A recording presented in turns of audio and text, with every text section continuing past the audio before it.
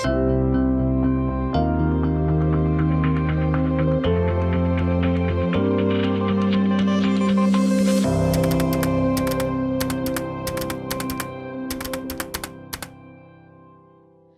welcome back to Moments with Mike. Mike. And Cammie. Cammie. We have started through this series. We've been going for quite a while now, and we finally find ourselves in Luke 2, 8 through 20, in what I would probably describe as the one big display, right? Like we talk about a king should have fanfare and all of that. And this is probably really the only time we really see fanfare in regards to Jesus's birth in this moment. And it appears to, of all people, shepherds. Shepherds who were probably along with tax gatherers and the immoral, probably the least well thought of. In fact, if Right. you were a shepherd in the time of Jesus, you were never invited into a court of law to give testimony, because it was proverbial of shepherds that they were just less than stellar characters. And isn't Right. that so much like God, though, Yeah. who he decides, I'm going to have a message given to shepherds. Well, and it's not just a message. It's literally a display. It was a display. It was pull back the curtain of heaven and watch, the Rockettes perform kind of display. Right, right. All the stops were pulled out for shepherds in a field far, far away from where the event is happening. Right. I love verses 17 through 20. Let's just read it for the sake of sharing about the reaction, the response to the shepherds. In verse 17, it says this: "Let us go straight to Bethlehem then," this is actually verse 15, "and see this thing that has happened, which the Lord has made known to us." So they came in a hurry and found their way to Mary and Joseph and the baby as he lay in the manger. When they had seen this, they had made known the statement which had been told them about this child. And all who heard it wondered, there's that pondering again, Yeah. wondered at the things which were told them by the shepherds. But Mary treasured all these things, pondering them in her heart. The shepherds went back glorifying and praising God for all that they had seen and heard, just as had been told them. They went in haste. Yeah. And I think one of the things that we miss so often in life is that when we stop and we give too much thought to what God has clearly told us to do, Right. one of three things happens. We begin to make excuses about why we're not going to do it. The enemy begins to lie to us about why we should not do it. Yeah. And we miss third the opportunity that might have come about as doing it. The haste in which they went, they didn't. Yeah. We have no record that they sat around and said, let's vote. Was Right, that really something we were right, called? They right. just did it. Or even taking the time, I could see them being like, well, wait a minute, maybe that wasn't for us. Like we're just shepherds. Did we see someone else's message? They could have very easily, and I think we do that today, very easily step back and say, that couldn't have been for me. I'm not worthy Right. of that kind of a message. And not just the obedience, but the enthusiasm that went with it Yeah. in haste. Yeah. So Yeah. we're not only going to do what God calls us to do, but we're going to do it quickly. Yeah. And I think that's so important because they were enthusiastic about, if you will, maybe they didn't hear this word, well, we're going to partner with God in the announcement of his son's birth. But they were enthusiastic Yep. about the privilege of getting a revelation from God. And I Yeah. don't know about you, but sometimes we read these stories and the wonder and the awe, the majesty that it should evoke within us, I'm not sure it does as much. Right. Right.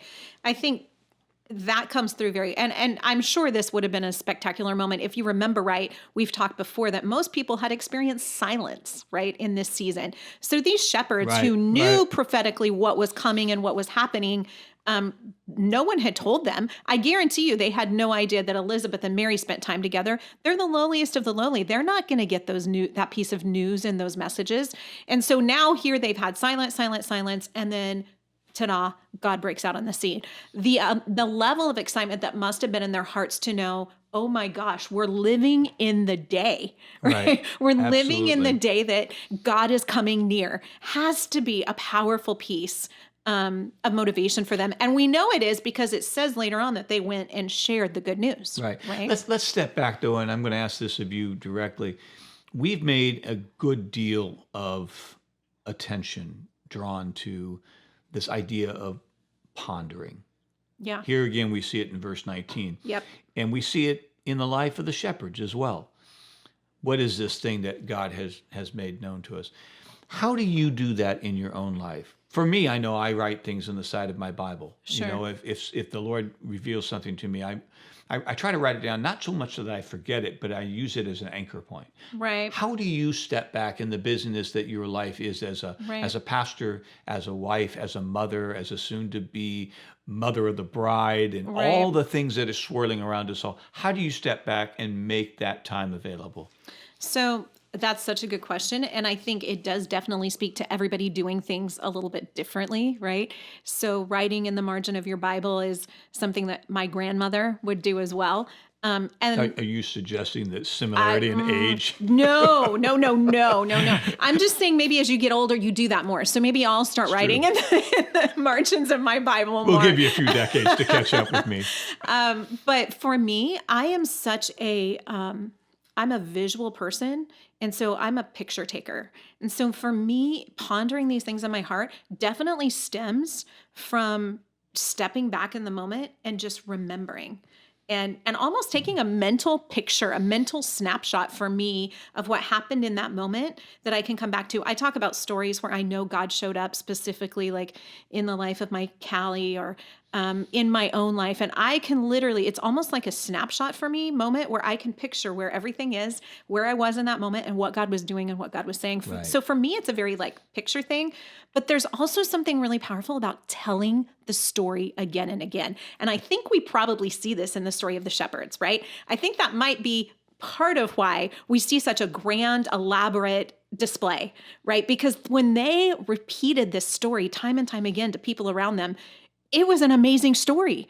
I have to tell you what just happened to me yesterday, right? That kind of idea. There's something very powerful about repeating the good things that God has done, not even just pondering on them and writing them down, but keeping them in our mind and then repeating the story again and again. This passage begins with the well-known verse there about, do not be afraid, verse 10.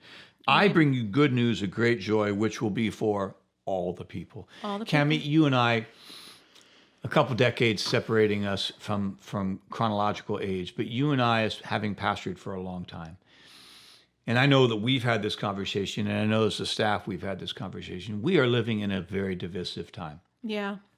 We live in a time where there's deep polarization. There's questions about justice being raised. Mm-hmm. And I just think it's important for us to end this time together with this, that the good news was not just for the Jewish people. No. The good news was not just for Gentiles later on down the road. It wasn't just for people of Near Eastern descent. It wasn't just for the people who were educated. It wasn't just for the people who were in positions of power.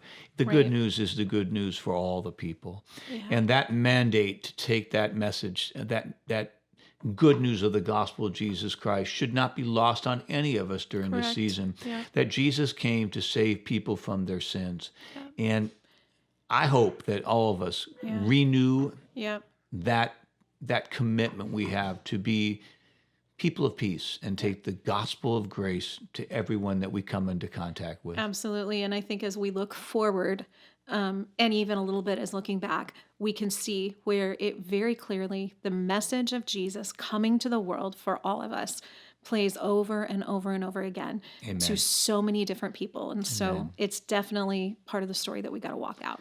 Well, we're going to be taking another text the next time together, but always good to be in your home and to share this time with you. Absolutely. You too. Thank you.